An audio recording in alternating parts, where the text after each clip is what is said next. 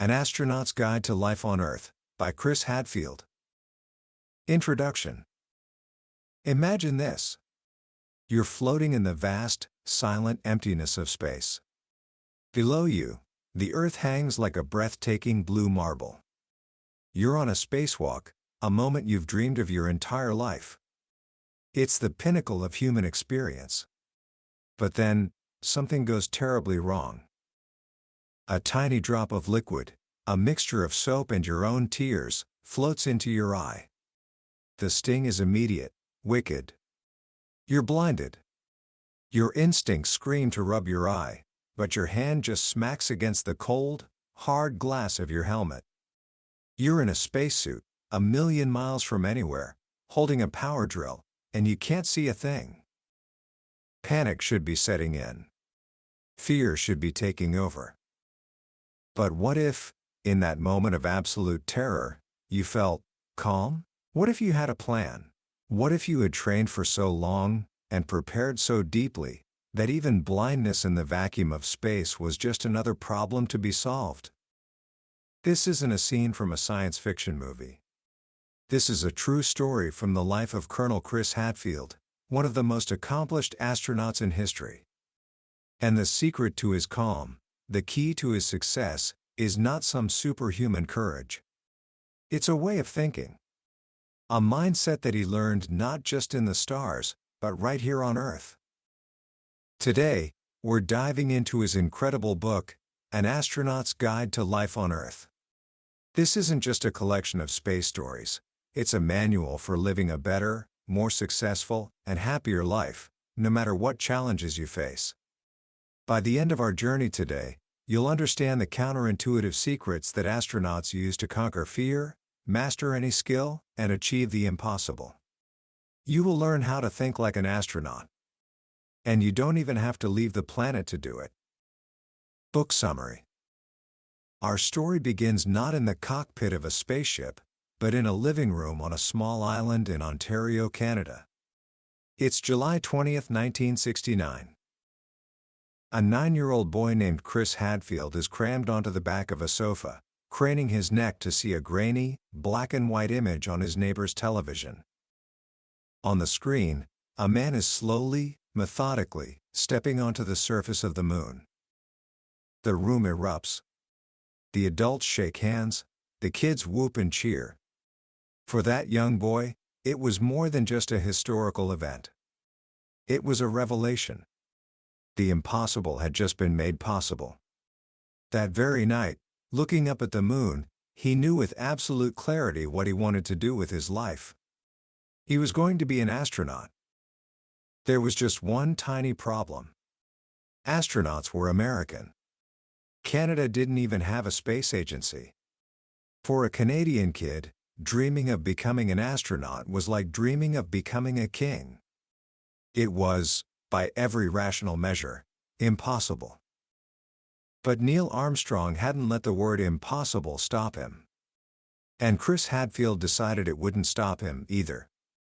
He made a quiet decision that would define the rest of his life. He couldn't enroll in an astronaut training program, none existed for him. But he could start acting like one. He asked himself a simple question: what would an astronaut do if he were 9 years old? Would an astronaut eat his vegetables or have potato chips, sleep in late or get up early to read a book? He didn't announce his dream to anyone. He just started making choices. Every single day, he began to orient his life toward a goal that was, for all intents and purposes, a fantasy. This is the first great lesson from Hadfield's life: your attitude is the only thing you can truly control. He realized that even if he never made it to space, the journey of trying to become an astronaut would make him a better, more capable person. The destination was a bonus, not an entitlement. He loved airplanes, so he joined the Air Cadets. Most of the Apollo-era astronauts were test pilots, so he decided he would become one too. He knew he'd need a strong background in science and engineering, so he threw himself into his studies with a new sense of purpose. He grew up on a corn farm, where hard work wasn't a choice, it was just what you did after your chores were done. When he broke the drawbar on the tractor, his father didn't fix it for him. He taught him how to weld, and sent him right back out to the field. When he broke it again the same day, he learned the painful, frustrating lesson of his own foolishness. This wasn't a grim, joyless pursuit. He loved flying. He loved competitive skiing. But at every crossroad, his guiding star was that impossible dream. He knew that bumming around on the ski hills for a few years, as fun as it might be, wouldn't help him become an astronaut. So he chose the harder path. His attitude was simple: it's probably not going to happen, but I should do things that keep me moving in the right direction, just in case. And I should be sure those things interest me, so that whatever happens, I'm happy. He found joy in the preparation itself. This is a profound secret to a happy life. Don't just focus on the mountaintop, learn to love the climb. Hadfield has this wonderful story about the musician Elton John. He was going to be at an air show that overlapped with one of Elton's concerts. He thought, what if, just what if, Elton John found out there was a guitar-playing astronaut at the show and invited him on stage? It was a near-zero probability. But if it happened, what song would they play? Rocket Man, of course. So Chris Hadfield went home, learned Rocket Man inside and out, and practiced it until he knew he could play it respectably. He never did get called on stage. But he doesn't regret it for a second. He says, "That's how I approach just about everything. I spend my life getting ready to play Rocket Man." This philosophy of preparation leads to the second, and perhaps most counterintuitive, lesson from the astronaut corps: the power of negative thinking. We're often told to visualize success, to think positive, to believe we will achieve our goals. Astronauts do the opposite. They spend years obsessively visualizing failure. In the simulator, one of the most common questions they learn to ask is, okay, what's the next thing that will kill me? This isn't about being morbid or pessimistic. It's the most effective way to conquer fear. Hadfield says fear comes from not knowing what to expect, and not feeling you have any control. When you feel helpless, everything is alarming. So, how do you stop feeling helpless? You confront every possible failure, head on. You study it, dissect it, and build a plan to deal with it. Over and over again. At NASA, this is a way of life. They run what are called contingency sims. In reality, they're death sims.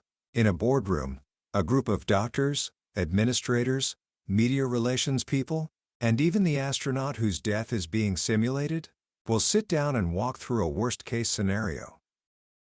The exercise starts. Chris is seriously injured on orbit.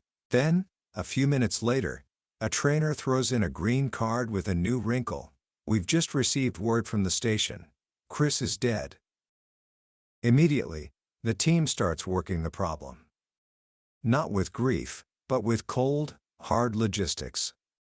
What do we do with the body? There are no body bags on the station. Do we stick it in a locker? What about the smell? Do we jettison it into space? Then, another green card. Someone has just tweeted that there's been an accident on the ISS. Now the PR team has to figure out their response. Who tells his parents? How? Do we have a plan if they're at their farm, or at their cottage? As strange as it sounds, this process is weirdly uplifting. By thinking through the worst-case scenario in granular detail, you strip it of its power. You build competence. And competence is the ultimate armor against fear. Hadfield knew that if the worst happened, a plan was in place. His family would be taken care of. This didn't make him feel like he had one foot in the grave. It put his mind at ease, so that when the engines lit up, he could focus entirely on one thing: arriving alive. This training forges a new set of instincts. Instead of reacting to danger with a fight-or-flight adrenaline rush, astronauts are trained to respond with focused curiosity. He tells a story about being jolted awake on the International Space Station by a blaring fire alarm. A fire is one of the most terrifying things that can happen in a spaceship. There's nowhere to go. His 9-year-old self would have grabbed a fire extinguisher and started fighting for his life. But his 21 years of training had replaced that instinct with a new protocol: warn, gather, work. One astronaut calmly got on the intercom to warn the Russian crew. Another went to the computer to see which smoke detector was triggered. They gathered, and then they began to work the problem, methodically searching for a solution. There was no agitation, no barked commands. It turned out to be a false alarm. But when it went off again an hour later, they repeated the exact same calm, curious process. They had trained for this disaster so many times that when it happened for real, it felt just like another simulation. This leads to another key principle: sweat the small stuff. We're often told don't sweat the small stuff. For an astronaut, that's a recipe for disaster. In space, an overlooked detail can be fatal. The Challenger disaster was caused by a cracked O-ring. The Columbia disaster was caused by a dislodged piece of foam. Little things matter. Hadfield learned this lesson the hard way early in his career, during basic jet training.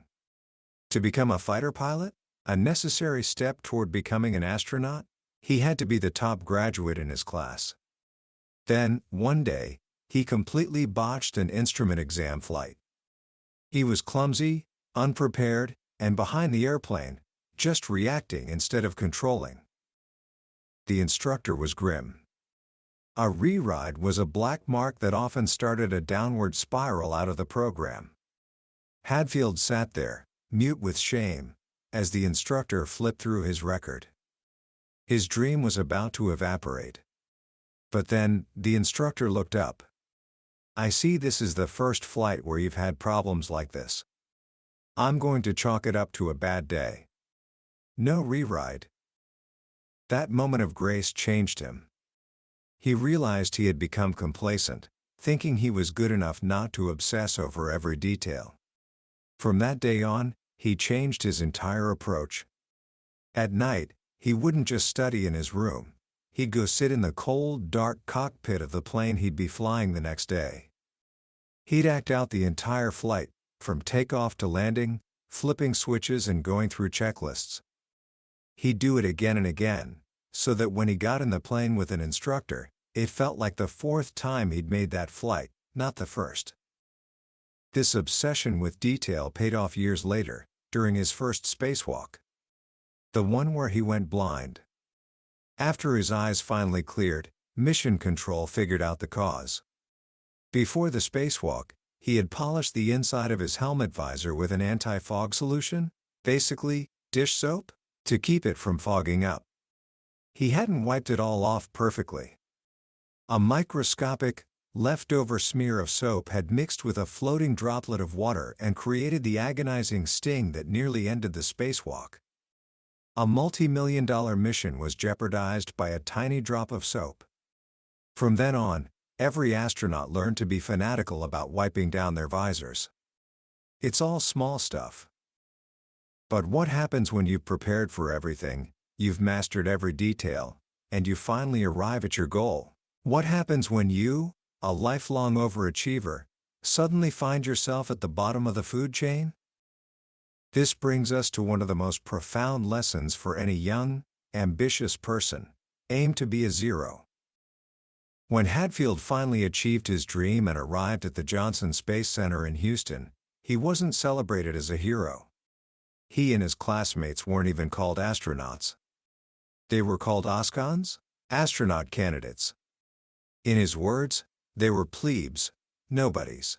He went from the peak of his profession as a test pilot to sharing a desk with John Young, a man who had walked on the moon. He felt, he says, like a gnat. In any new situation, he realized, you are perceived in one of three ways. You can be a -1, someone who is actively harmful and creates problems. You can be a +1, someone who is a superstar and actively adds value. Or you can be a zero, someone whose impact is neutral. You're competent. You don't make more work for others, but you're not trying to be the star. Everyone wants to be a +1. But trying to be a +1 on day one is the fastest way to become a -1. You don't yet know what you don't know. He tells a story about being in graduate school and helpfully pouring a bunch of leftover dye down a drain, only to find out the drain was part of a sensitive data collection system that he had just ruined. He was trying to be a +1, but he ended up being a massive -1. So, when he got to NASA, he aimed to be a 0. He kept his mouth shut and his eyes open. He observed. He learned. He tried to contribute in small, quiet ways without causing disruptions. On a simulator flight with two very experienced astronauts, he was just watching intently when he saw the commander reach for the wrong button. Quietly, he said, "Wait, that's not the right one." The commander corrected himself, and the simulation continued. It was no big deal. But months later, that same commander praised his powers of observation to the head of the Space Center. Shortly after, Hadfield got his first mission assignment. Aiming to be a 0 is how you earn the right to become a +1. It requires humility. It requires you to understand that no matter how brilliant you are part of a team. This idea of teamwork is what he calls expeditionary behavior. It's the understanding that in a high-stakes environment, your crewmates are, for all intents and purposes, the last people in the world. You don't have to like them, but you have to be able to count on them for your survival. He learned this not just in space, but in brutal survival training exercises on Earth. He describes one expedition in the snowy wilderness of Quebec, where the team had to drag a 300-pound sled through deep snow for 2 weeks. It was exhausting, miserable work. In that situation, you can either wallow in misery and complain, or you can focus on what's best for the group. Whining, he learned from his father on the farm, is contagious and destructive. Instead, he looked for ways to lighten the mood. Someone carved a face on a pineapple and named it Wilson, like the volleyball in the movie Castaway. Hadfield started a game where each person would share the story of how they got engaged. It was a simple distraction, but it built camaraderie and made the Sisyphean task of dragging that sled a little more bearable. This mindset extends to even the smallest acts of consideration. During his long stay on the ISS, he once had the brilliant idea to trim his fingernails over an air intake vent, thinking the suction would catch all the clippings. It worked perfectly. Until the weekend, when the station commander, Kevin Ford, opened that vent for cleaning and was greeted with a cloud of Hadfield's dead fingernails to the face. Kevin politely mentioned it to him later. Hadfield was mortified. It was a minor mistake, but a string of such inconsiderate acts can destroy a team's effectiveness. When you're in a confined space for months on end, every small action has an impact. Ultimately, thinking like an astronaut is a complete philosophy for life. It's about approaching impossible goals with a patient, step-by-step attitude. It's about neutralizing fear by preparing for failure. It's about understanding that success comes from sweating the small stuff. And it's about having the humility to aim to be a 0, and the wisdom to know that the people around you are the most valuable resource you have. As Chris Hadfield prepared for his final mission, a 5-month stay on the ISS where he would become the first Canadian commander, he was no longer that square peg trying to fit into a round hole. 21 years of relentless preparation, of embracing humility, and of learning from his mistakes had reshaped him. He had turned himself into an astronaut. But the most incredible part of his journey was not learning how to live in space. It was discovering a better way to live, right here on Earth. Commentary. When you finish a book like An Astronaut's Guide to Life on Earth, you're left with this quiet sense of awe. Not just for the incredible feats of space travel, but for the profound and practical wisdom that Chris Hadfield brought back with him. The most powerful lesson, for me, is how he reframes our relationship with fear and success. In our culture, we're taught to chase success, to visualize victory, and to avoid thinking about failure at all costs. Hadfield flips this on its head. He teaches us that true confidence doesn't come from ignoring the risks, it comes from staring them directly in the face, day after day, until you know them so well that they no longer have power over you. This power of negative thinking isn't about being a pessimist. It's about being a realist. It's about building competence. Think about something you're afraid of right now. Maybe it's a public speech, a difficult exam, or starting a new project. The fear comes from the unknown. By applying Hadfield's method, you can start to neutralize that fear. Don't just practice the speech. Imagine your microphone failing. Imagine forgetting your lines. Imagine a hostile question from the audience. What would you do? By having a plan for these scenarios, you build a quiet confidence that is unshakable.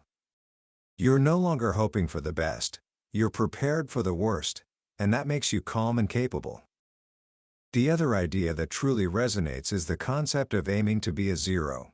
In a world that screams at us to stand out, to be a disruptor, to be a +1 from the moment we walk in the door, this is such a refreshing and wise piece of advice. It's a call for humility. It reminds us that true value isn't about being the loudest person in the room, it's about being the most useful. By focusing on learning, observing, and helping with the unglamorous tasks, you build trust and respect. You earn your place. And in doing so, you often find that you become a +1 without ever having to announce it. So, how can you start thinking like an astronaut today? Here are a few simple actions. First, visualize failure. Pick one important goal you have for the next month. Instead of just picturing success, spend 10 minutes writing down everything that could possibly go wrong. For each potential problem, write down 1 or 2 things you could do to prevent it or to handle it if it happens. You'll be amazed at how much more in control you feel. Second, in your next new situation, a new class, a summer job, joining a team, make a conscious effort to aim to be a zero. For the first week, make your goal simply to learn the names of your colleagues, understand the workflow, and find small ways to be helpful. Ask questions instead of offering opinions. Listen more than you talk. And finally, sweat the small stuff. Before your next important task, take the time to do what Hadfield did in that cold airplane hangar. Sit down and mentally walk through every single step. Visualize the details. The more you prepare for the mundane, the more gracefully you'll handle the momentous. An Astronaut's Guide to Life on Earth is more than a memoir. It's a masterclass in living with purpose, grace, and competence. It reminds us that the grandest achievements are built on a foundation of small, deliberate actions, and that the greatest adventures often teach us the most about the life we live every day. That was a summary of An Astronaut's Guide to Life on Earth by Chris Hadfield. We've certainly touched on the big ideas today, but I have to be honest with you. A summary is like looking at a photograph of a mountain range. It gives you the shape, the outline, but it can never capture the feeling of the wind on your face or the scent of the pines as you make the climb. The real magic of this book is in the quiet moments, when one of Hadfield's stories connects with a challenge in your own life. This summary is here to help you decide if this is a journey you want to take. If anything we've discussed has sparked something in you, I truly encourage you to pick up a copy. Reading it isn't just about learning facts, it's an experience that can genuinely change the way you look at your own world. The link to the book is in the description. Also, if you found this journey valuable, please take a moment to like and subscribe. It tells us we're on the right track and ensures you won't miss our next exploration into another life-changing book. Let's keep learning and growing together.